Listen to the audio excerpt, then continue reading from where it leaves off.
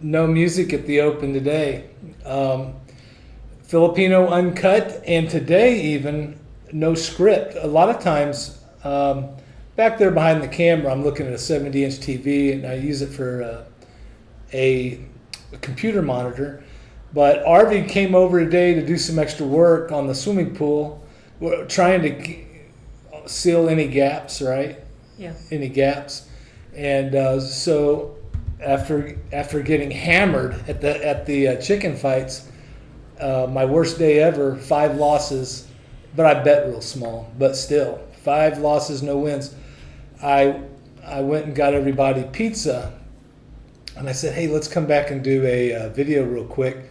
And just to let you know, when I moved in this house, well, we moved in last August. Arvie lives right down the street, and their family, like their dad lives down there, and the mom and all that, really good family, which reflects really well on the parents. So, real quick, before we even start, my very first book out of about 4 now, The Erosion of Truth, Freedom of Speech, Disinformation, and the global rise of state-controlled narratives. It is a very good read. It all started back when I was in the military, and from having firsthand experience with live propaganda in wartime to having training every year on propaganda and showing how it works in our own country, in the United States, on the internet and stuff like that. So I just, matter of fact, I just got a text from a good friend, it's a school teacher, and said it is a really, really good read. So I just want to let you guys, and she said we need a lot more of it. It involves media literacy. I also have another one on Amazon, Mirage of Genius, and I know a lot of my friends and family would have a hard time reading it. However, one thing I've told them all, if I listed one thing in there that's not true, then I'll give you your money back. And now I'm working on another one that I just started finishing the chapter outline. So enough of that. Arvie, how old are you? I'm 26. 26? Yeah. So you were born in December 18, 1998. 1998. So in December, December you'll be 8. 27. Yeah.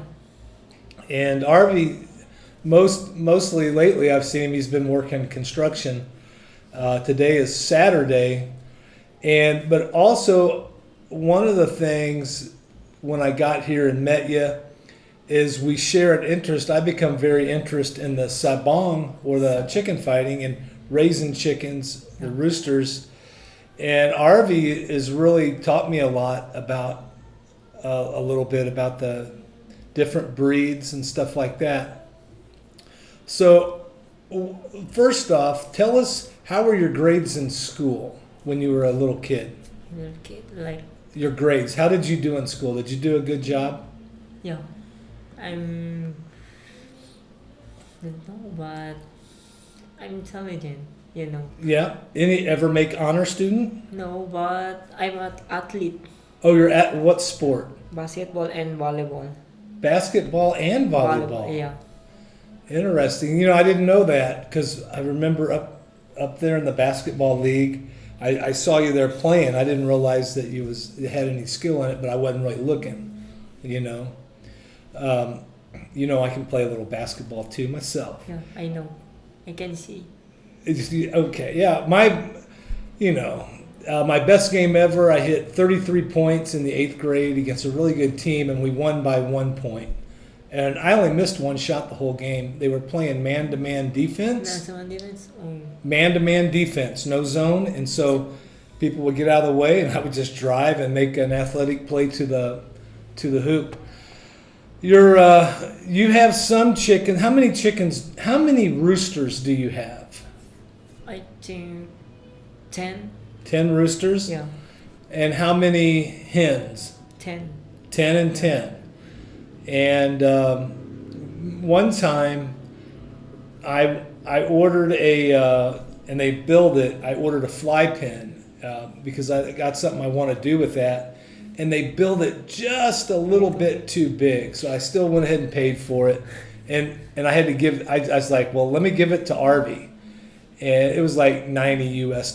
So, and then I had one built that was the correct size that could fit on the other side of our guest house.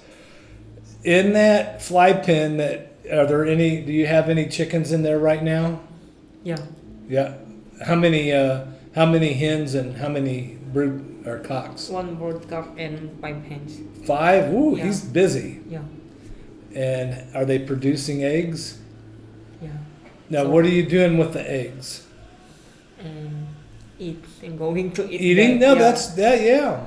Because rainy season. Rainy season. Yeah. It is. I'm learning. My wife's let me on to a few things about employment during the work. It gets a little bit broken during the rainy season, which just started in the past month. My idea is to, and I guess I'm just waiting to get the right ones, or just kind of waiting, but I wanted to get 3 hens and 1 brood cock, Yeah. and I want to mix sweater with roundhead. And then and then one thing Arvie may or may not know, like in March or so, when we go back to the United States for 2 months, I'm going to offer to pay him to kind of make sure they getting fed and stuff while I'm gone. But I can't keep roosters here to let them grow big, because we have all tile on the outside, 600 square meters and no grass or dirt, just a little small area of some dirt. So I was thinking of selling them after they're a month old, if I ever get started. But what about in the chicken fighting? How has your roosters been doing? Winning, losing? We have winning, we have losing. Huh?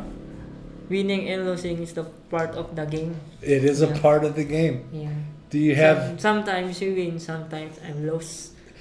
We've talked about this. Now, I had a long conversation with a trainer today, and what they're doing is they make sure they get plenty of sparring practice, but they wear the gloves. I don't know. I'm not an expert, but I believe it's better to use the gloves. Yes, it's better. Because then they can get more practice in. I mean, if you just let them go with their spurs, you can't let them go for a minute or nothing like that, because man, they're going to hurt one another. It's kind of like practicing boxing with no boxing gloves. Yeah. Does that make sense? But sometimes if you don't use the gloves, the IE. Yeah. So, what else? Let's see. Your dad, your mom and dad. One thing, all of your relatives seem very nice and respectable. And so when I see that, I always think of your mom and dad. They've done a good job. Am I right? Yeah. I think so. I mean, I've met a lot of your family members. And do you have anyone in your family that's like what we call the black sheep? Like they're kind of bad? No? No. That's pretty good. I always thought I was for a long time. But I think me and a few of my brothers, we were all hellions. We were just a little rough in our young days. But let's see. What else can we talk about? Here's one. Just when I go to the rooster fights, it's more for an activity. It's the Philippine national pastime. And I don't bet on every match, but when I bet, I'm only betting like 100. Like today, my first 3, I bet 120 peso, which is like $2. $2. And some of the guys there, they're thinking, wow, that white guy, what's he doing? Why is he only betting so small? But I just want to go to have fun.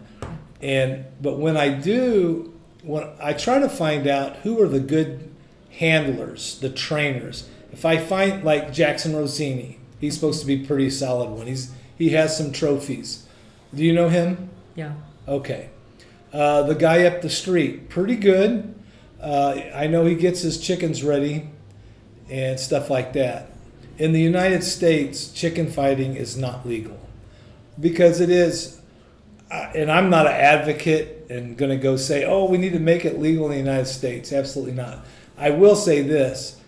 Those animals are different from your typical pet. Your rooster, does not want to be your friend. The rooster wants to mate, and if there's another rooster in the area, they will fight. That's the only thing they want to do. They will fight, you know. What kind of work have you been doing this year? Trabajo? Construction. Construction? Yeah. What, on small jobs or big jobs or? Small job. What do you have any specific thing you're good at in construction? I'm going to hollow the cement. The what? The cement? Yeah. Good with the cement? And going to my foreman. Uh-huh. I'm going to hollow the cement and like that. Like You apply it to the yeah, wall Yeah. and make it smooth. Can you take a lot and make it stick, or does it fall off? Or does it stay there? Because I've seen a video of a Filipino. He'll put it on and a lot falls off.